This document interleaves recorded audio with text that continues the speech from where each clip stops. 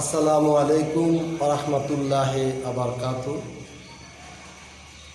Online class Narayanpur popular বালিকা উচ্চ বিদ্যালয়ের সকল শিক্ষার্থীদিগকে আমি অভিনন্দন জানিয়ে আমি মোহাম্মদ ইকবাল হোসেন আজকে নবম শ্রেণীর বাংলা প্রথম পত্রের একটি কবিতা নিয়ে আলোচনা করব।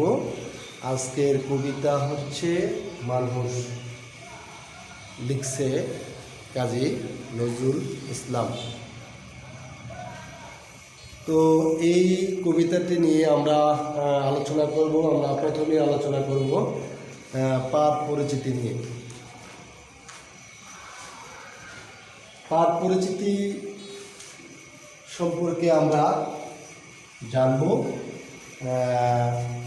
কবি কাজী নজরুল ইসলাম এখানে কি আলোচনা করছেন বা আমাদেরকে কি বুঝাইতে চেয়েছেন, আমরা কি বুঝব। তো মানুষ কবিতাটি সাম্যবাদী কাব্য থেকে নেওয়া হয়েছে। মানুষ কবিতাটি লিখেছেন কাজী নজরুল ইসলাম। পৃথিবীতে নানা বর্ণ, ধর্ম, গোত্র মানুষ আছে।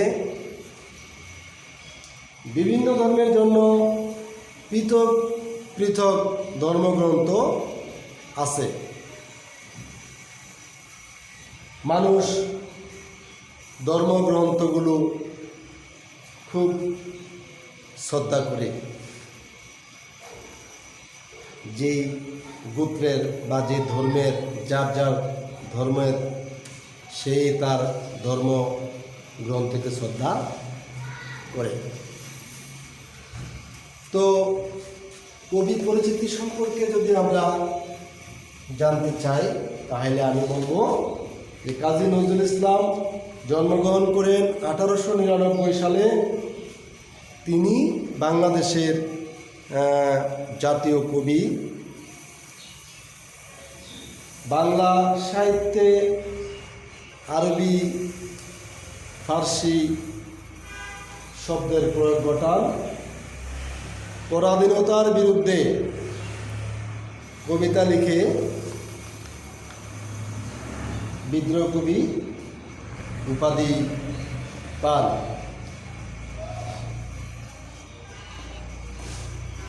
কবি কাজী নজরুল ইসলাম মৃত্যুবরণ করেন 1976 সালে।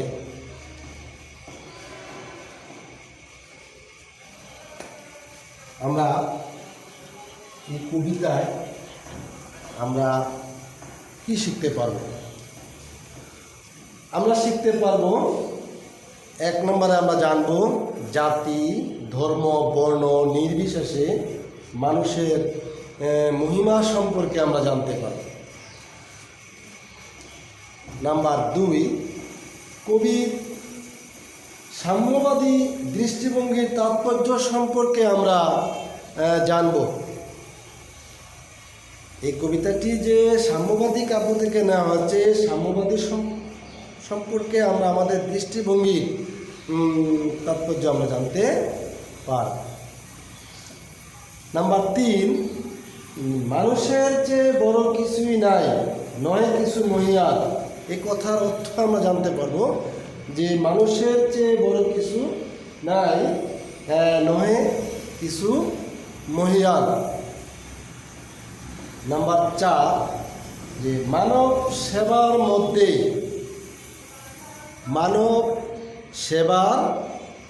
মধ্যে মনুষ্যত্বের বড় পরিচয় নিহিত হয়। এই কথার তাৎপর্য, এই কথা আমরা বিশ্লেষণ করতে আমরা পারব। নাম্বার 5, অসহায় ও নিরন্নের প্রতি যাদের ঘৃণা রয়েছে তাদের বিরুদ্ধে প্রতিবাদ আমরা করতে পারব। আমরা 1 থেকে 5 পর্যন্ত যে আলোচনা করলাম এগুলো সম্পর্কে আমরা শিখতে পারবো এই মানুষ কবিতার মধ্যে। তারপরে আমরা একটু জানবো যে মানুষ কবিতার কিছু গুরুত্বপূর্ণ শব্দের যে অর্থ আমরা একটু জেনে নিই। সাম্য, সাম্য এই কথাটির অর্থ হচ্ছে সমতা, সমতা। মহিয়ান শব্দের অর্থ হচ্ছে মহান, মহান।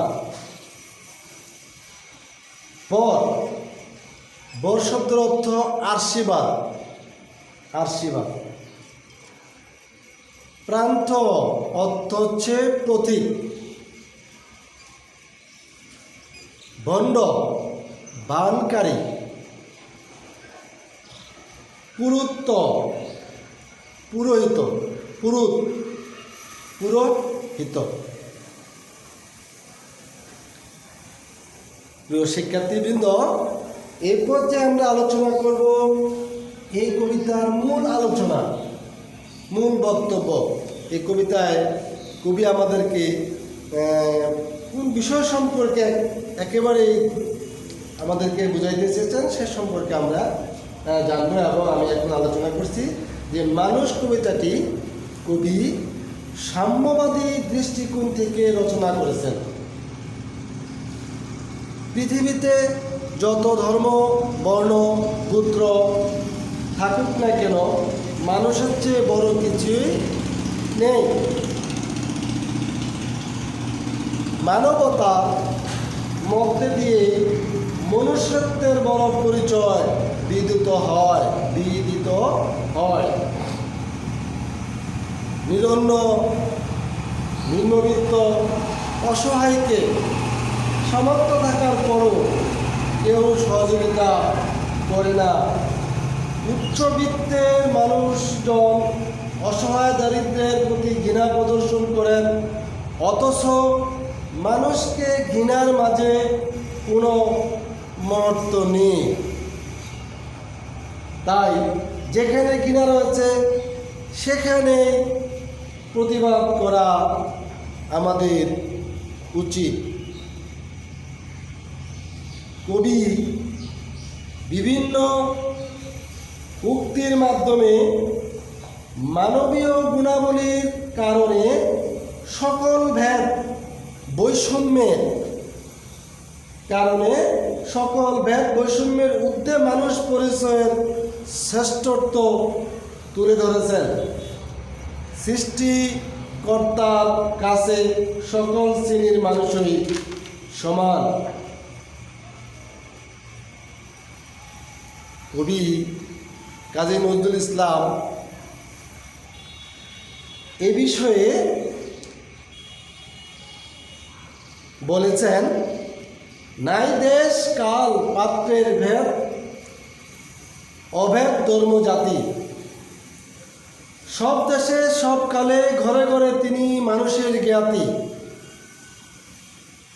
তাছাড়াও মাতা পিতা, ভাই, আত্মীয় স্বজন সবাইকে সমান সম্মানের চোখে দেখেন। সুতরাং মানুষ কবিতায় কবির ভাবনার এই স্থাপন করাই মানুষ কবিতার মূল কথা। প্রিয় শিক্ষার্থীবৃন্দ, মানুষ কবিতার যে পরিচিতি, পাঠ পরিচিতি, কবি পরিচিতি, শিকড়ফল এবং গুরুত্বপূর্ণ শব্দের যে অর্থ মূল আলোচনা করার প্রেক্ষিতে তোমাদের বাড়ির কাজ থাকবে মানুষ কবিতার কোন দিকটি ফুটে উঠেছে, মানুষ কবিতার কোন দিকগুলো কবি আমাদেরকে বোঝাইতে চেয়েছেন সে সম্পর্কে আলোচনার প্রেক্ষিতে এবং তোমার বাড়িতে পাঠ্য বইয়ের আলোকে বা তুমি পড়ে বুঝে তুমি তোমার মতামতটুকু ব্যাখ্যা করবে এবং খাতায় লিখবে। এই প্রত্যাশা রেখেই তোমাদের স্বাস্থ্য ভালো থাকুক সেই প্রত্যাশা রাখি। তোমরা পড়বে, আশা রাখি, লিখবে। এই কামনায় তোমাদের প্রতি রইল। ভালো থাকো, সকলের জন্য দোয়া করো, আমাদের জন্য দোয়া করবে। আল্লাহ হাফেজ। আসসালামু আলাইকুম রহমতুল্লাহি ওয়া বারাকাতুহু।